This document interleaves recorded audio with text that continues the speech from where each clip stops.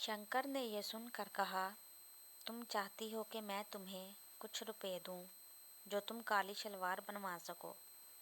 सुल्ताना ने फौरन ही कहा, नहीं, मेरा मतलब ये है कि अगर हो सके तो तुम मुझे एक काली शलवार बनवा दो।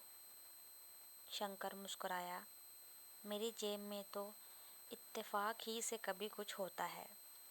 बहरहाल मैं कोशिश करूँगा। मुहर्रम की पहली तारीख को तुम्हें ये शलवार मिल जाएगी।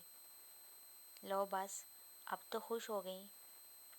फिर सुल्ताना के बंदों की तरफ देखकर शंकर ने पूछा, क्या ये बूंदे तुम मुझे दे सकती हो? सुल्ताना ने हंसकर कहा, तुम उन्हें क्या करोगे? चांदी के मामूली बूंदे हैं, ज़्यादा से ज़्यादा 5 रुपए के होंगे।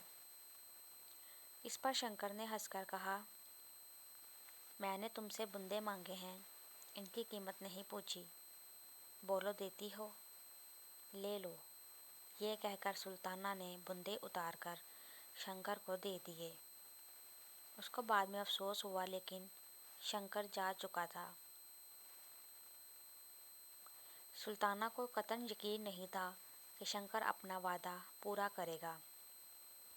मगर 8 रोज़ के बाद मुहर्रम की पहली तारीख को सुबह 9 बजे दरवाजे पर दस्तक हुई।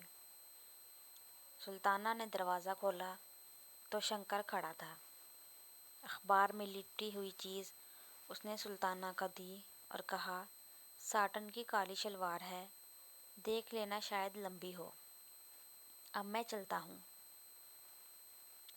शंकर शलवार देकर चला गया और कोई बात उसने सुल्ताना से ना की। उसकी पतलून में शिकनें पड़ी हुई थी, बाल बिखरे हुए थे। ऐसा मालूम होता था कि अभी अभी सोकर उठा है और सीधा इधर ही चला आया है। सुल्ताना ने कागज़ खोला।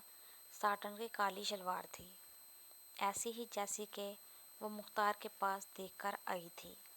सुल्ताना बहुत खुश हुई। बूंदों और उस सौदे का जो अफसोस हुआ, उस शलवार ने और शंकर के वादा इफ़ाई ने दूर कर दिया।